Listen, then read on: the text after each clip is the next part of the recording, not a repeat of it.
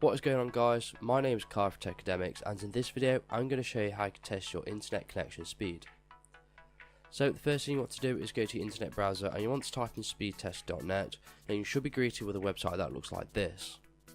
So it'll have different bits of information on there, so it'll say what your internet network provider is, your public IP below that, and on the right of it, it will also by default choose the best server to test your internet connection from. So in this case it's Sheffield, and I recommend creating an account on this website as well. That way I've noticed that you get better accuracy, but that's just like from my experience. So we're going to click the go button and it's going to test our internet connection right away.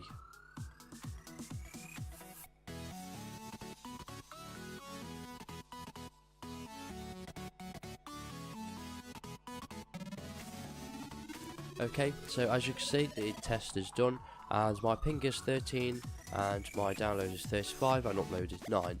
Now bear in mind that this is in megabits per second and not in megabytes, so you're probably more familiar with bytes when you come to downloading files and programs, so I'm going to show you how to translate that now.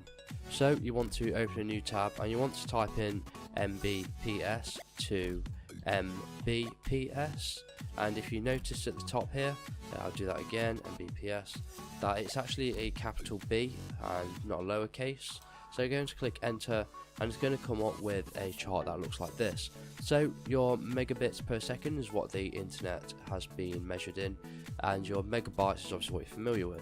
So for my download it's 35, so I'm going to type in 35 megabits per second, and that equals to 4.3 megabytes per second.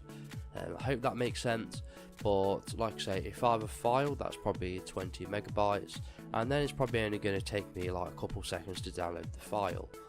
So it's as simple as that. It's a very easy process and you can do it in a couple seconds. If this was useful, please leave a like and pass it on to someone who may find it useful as well. And I hope you learned something today, and thank you for watching.